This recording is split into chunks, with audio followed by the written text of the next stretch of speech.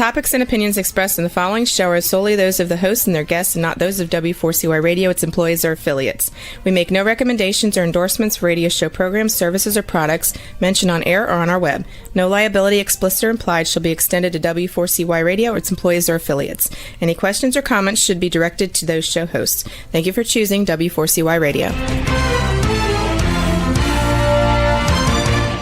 Welcome to the Ask the Expert show on W4CY Radio and Talk4 TV, where we bring you educational information from top local experts in the fields of legal, health, financial, and home improvement. Now sit back and listen to experts in family law, association law, hearing loss, business brokers, home care, along with many other topics. Now here are your hosts, Steve-O and Sophia.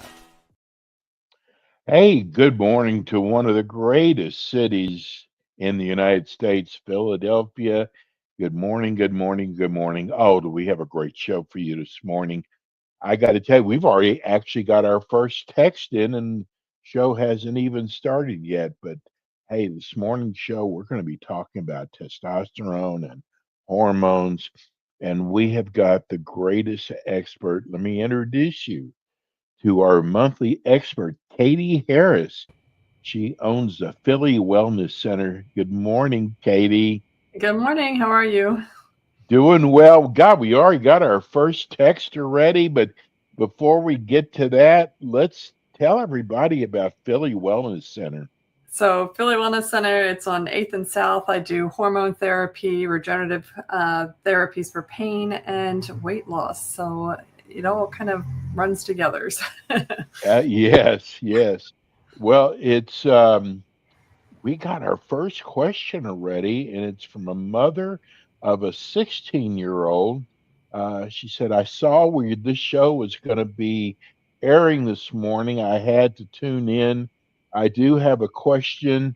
I had been told that my 16-year-old son might have low testosterone. I thought you had to be older to have low testosterone. Can you talk about that? Yeah, I mean, so we're seeing it more and more and in earlier and earlier ages. So there could be a couple of reasons there. There could be a functional issue, right? So there could be a reason that he's not producing testosterone that's hormonally based, that there's a lot of physical reasons, biochemical reasons that would need to be tested. But what we're seeing kind of in older men in their 30s who are having low testosterone, a lot of it is environmental triggers. So the plastics, the toxins that we're taking, just inadvertently, obviously we're not trying to take toxins, but everything that we're taking in, those environmental triggers are causing decreased levels of testosterone. And as you also gain weight, you produce more and more estrogen, and that comes from your fat cells. So that kind of starts overtaking testosterone levels as well. So I mean, he can definitely have low testosterone for a bunch of functional reasons that would definitely need to be worked up. So 16 years old could absolutely possibly have low testosterone. Yeah, and we actually had a case, one of my colleagues, where the kid he was like about that age, 17, 18, and he was acutely suicidal, and they could not for the life of them figure it out. And they discovered that he had really, really low testosterone levels, like under 100. And when they did replace testosterone on him, he did really, really well.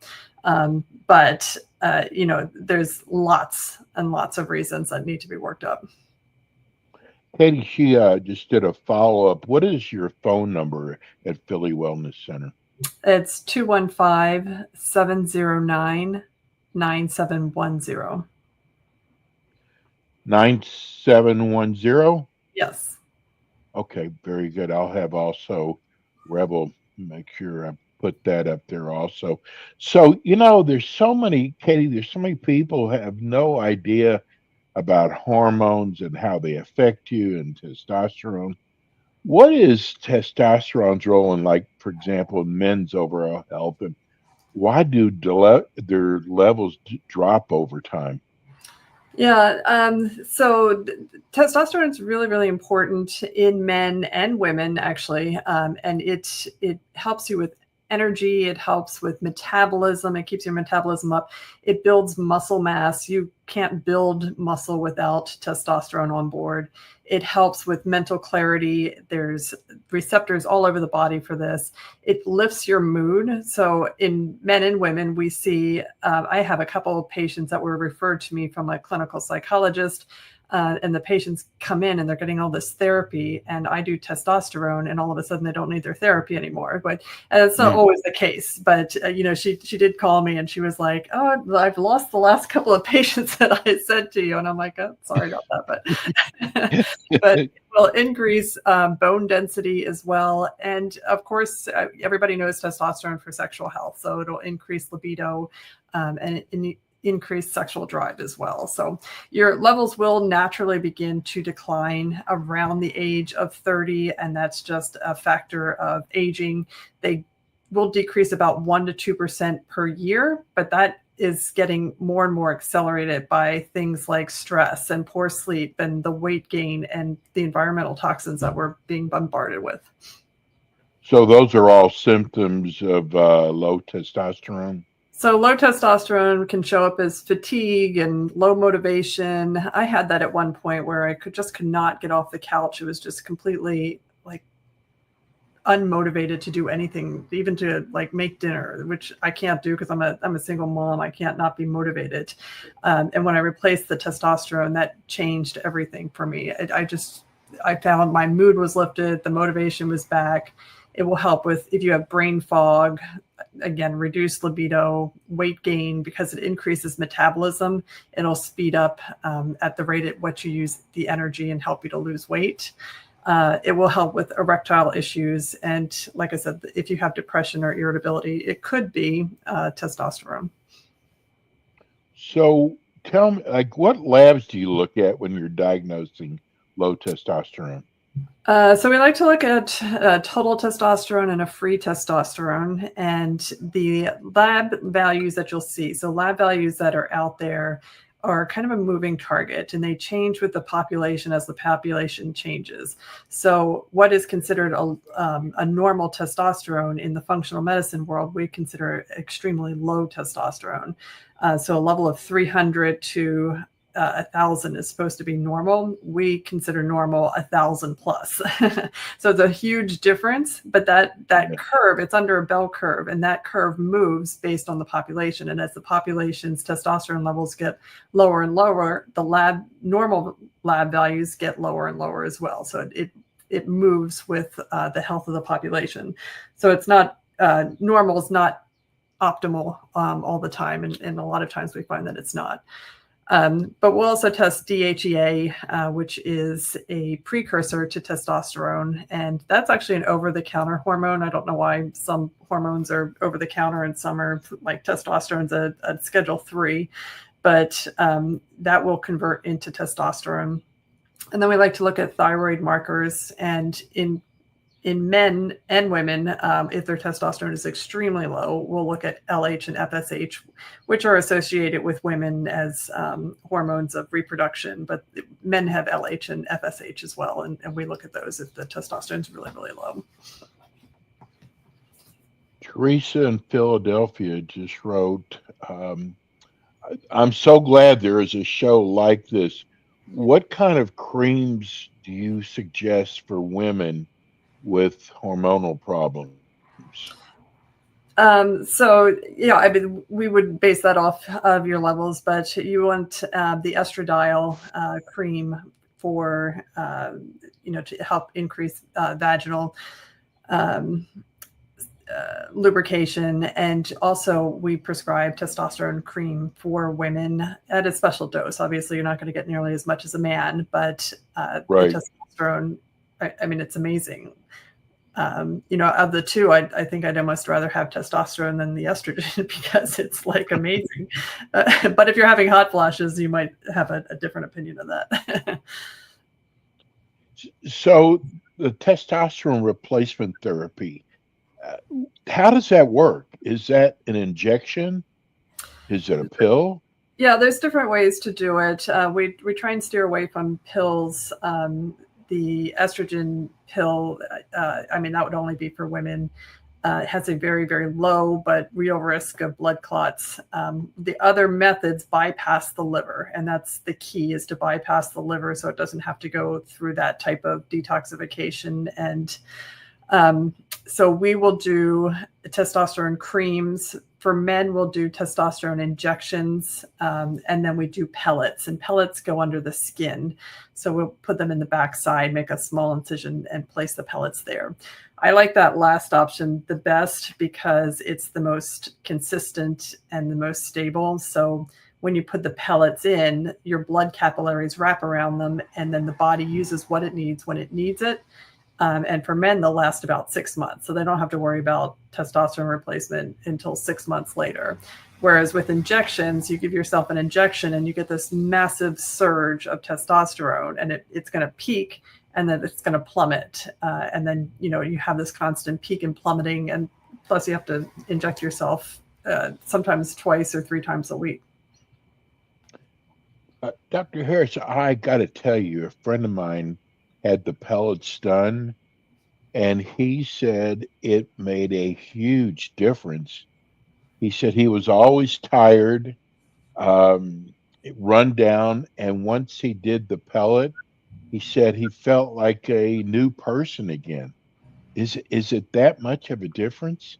Oh, it is. And depending on what your testosterone level is and the free testosterone. So, I said we test both. We look at the total testosterone, and then free testosterone is the amount that's circulating around. And if that level is really low, then you're going to have issues with all of these different, the fatigue and the brain fog and I go to the gym and I can't build muscle type of issue. Right. And that happens a lot. So, and it can work pretty fast. I mean, I've had some people that I'm not kidding. Like I literally put them in and they're like, oh, I feel so much better. And I'm like, come on. Yes. But, within a couple of days, the capillaries have already wrapped around them and the body's using it. It's like, oh my God, thank you for this testosterone. And it absolutely changes lives. Yes. So it lasts about 6 months? For men, it'll last 6 months. For women, it's 3 to 4 months. They need to be replaced because we use much smaller doses, and it's not going to last as long. Can you do the pellets too much? Can you overdo it? Again, the body's going to use what it wants when it wants it. So yeah, we don't have too much. There's not too many issues with overlap of that. So I mean, I certainly wouldn't do it every month or every 2 months, but generally the guys start to feel it wear off about 5-6 month area. And it depends on how active they are. I mean, if you're running, I have some guys that are running marathons every month and they're really fit and they have such incredible cardiac output that they're using up their testosterone much, much faster. Are there any side effects to testosterone replacement therapy? Yeah, like anything, there's some side effects, especially when you get that first surge. A few people will get an acne breakout, and kind of like when you were in your teens and you went through puberty and you got the surge of hormones. That first initial testosterone replacement can cause those types of things. But then it clears up, and if you keep a consistent state, it generally doesn't come back. The other thing that you can get is some water retention because over the course of a couple of weeks, as the testosterone is really it pulls water into the muscle. So that can be something that happens. So some people might have some mild bloating or ankle swelling when they first start. And generally it's that first surge of testosterone. And then men, we watch their red blood cell count because we don't want to see testosterone can stimulate red blood cell production, which can make the blood thicker. So if that's the case, we generally have men donate blood once a quarter. There's so much out there on the internet. I would say there's a lot of misinformation out there on the internet. So there's concerns around, we'll call it TRT, testosterone replacement therapy, and prostate cancer. What does the evidence say about that? Yeah, so I mean, there's been a huge fear of testosterone for many, many years. I mean, they used testosterone for a long time. And then in 1941, there was a study that was done with like a physician's own patients, right? He took randomly 20 men that he happened to be doing testosterone replacement on. And they had been castrated at the time, like for reasons, for medical reasons. And they were following their testosterone levels. And there was one guy that ended up getting prostate cancer, and a bunch of people that had fallen out. But the markers that they were using were really outdated. But there was that concern that because the guy had gotten testosterone, despite the fact that his testosterone levels were extremely low, which puts him at risk to begin with, that was the cause for the prostate cancer. And that one study has fueled an entire belief system in our medical world that testosterone is bad, it's not good for you, and that it causes prostate cancer. And it's crazy at some level when you think about, I mean, because nobody actually repeated that study, and they look at that study and quote it all the time without realizing how small that sample size was and how significant. I mean, it's done so much damage, and there's been dozens of large scale studies done now that have shown that there's no increased risk of prostate cancer with testosterone therapy. And in fact, what they've shown is that men with lower testosterone have the higher risk, and men with high testosterone never get prostate cancer. So it actually can support prostate health. It can support prostate health. Yes, absolutely. Wow. Hey, Dr. Harris, does it bug you when, let's just say, someone thinks they have low testosterone? Because there's a lot of people who think that and don't ever get tested, and then walk into a GNC and take one pill. That would bug the hell out of me, because they have no idea what their testosterone levels are, and everybody's body is different. Yeah. Yeah, I mean, I like to work off of data, like real objective data, and follow your symptoms, right? So I want to see some numbers, and they need to correlate with the symptoms. So if you came in and you're fatigued and your testosterone's like 900 and your free testosterone looks good, well, there's lots of reasons for fatigue, and those are things that we would go over. But yeah, I mean, you see influencers on Instagram all the time, and they're like, I did this one thing and it changed my life. And it's kind of like, well, great for you, but that's everybody's biochemical environment is different, and you need to take a hard look under the hood, if you will. What's the average age of your patients? So for men, we generally treat after the age of 40. So one of the things that giving exogenous testosterone does is that it reduces the sperm production in the body. So if you have really, really low testosterone and you don't want to have kids, that's not a concern, then we don't have any problem giving testosterone. But like the woman with the young boy, giving exogenous testosterone will shut down sperm production. Not permanently. You can come off the testosterone and it'll build back up again, but it could take a year or two for that to happen.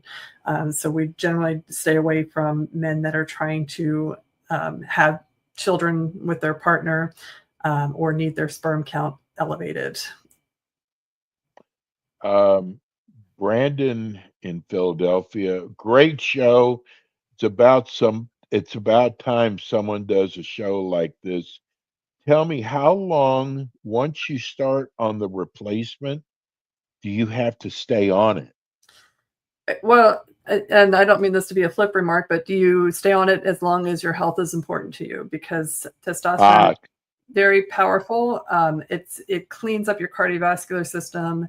It cleans up your cholesterol system. It improves your mood and your brain functioning.